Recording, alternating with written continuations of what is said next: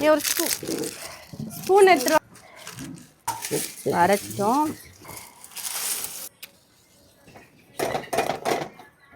எல்லாம் எவ்வளோ நாளாச்சு அடுப்பு அரிச்சு இந்த மாதிரி எரித்து ரொம்ப ஒரு விவசாயம் சுந்தரமான அப்படின்னு சொல்லி இது எரிக்கிறேன். அந்த காலத்தில் இது வந்து 120 150 வருஷத்துக்கு முன்னால் பழமை வார்ந்த இந்த மாதிரியான ஒரு பொருளை செய்வாங்களாம்.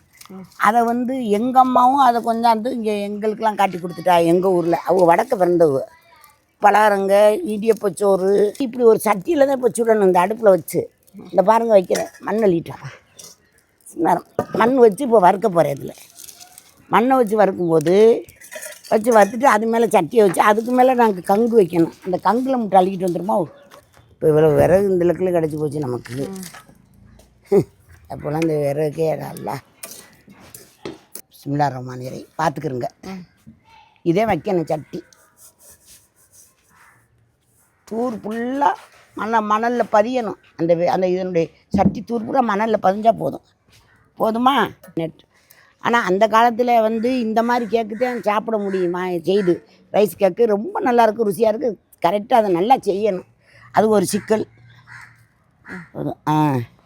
அந்த தேங்காய் இதை எடுத்தாங்க, அந்த வெங்காயத்தை கொஞ்சம் சுற்றி விட்டுறணும். எண்ணெய் ஒரே இடத்துல இருக்கக்கூடாது. ஆமாம், இது அந்த காலத்து முறை. நாங்கள் இப்படித்தான் செய்வோம். இதை வந்து இந்த பாருங்கள் இப்போ தேய்ச்சி விட்றேன். இதில் ஒரு பிரஸ் ஒன்று இப்போ வாங்கி வச்சுக்கிறாங்க. நான் வந்து வெங்காயத்தை வச்சுட்டு கேட்குறேன் அறுத்துக்கிட்டு ஆப்ப பாருங்கள் ஊத்துறேன்.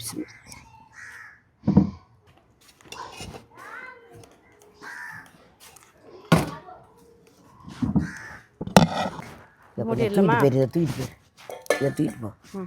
அந்த காலத்தில் உள்ள அடை இப்படித்தான் செய்வோம். நெருப்பு குட்டி வறுத்து மணலை வறுத்து இது மாதிரி போட்டுருவோம். இது கொஞ்சம் கடினமான வேலையாகத்தான் இருக்கும். எங்களுக்கு பழக்கப்பட்டதுனால ஒன்றும் தெரியாது. மேலே போடணுமோ கங்கெல்லாம்? ஆமாம், கங்கெல்லாம் மேலே போட்டுறணும். இந்த போடுறோம்ல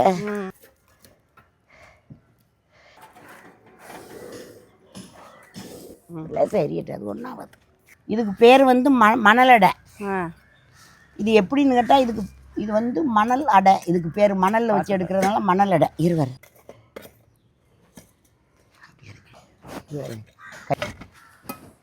பார்த்து கொஞ்சம் கவனமாக செய்யணும். சொல்லிருச்சு. சூப்பர். எடுத்து தட்டை கொண்டா. அதே அங்கே ஒன்று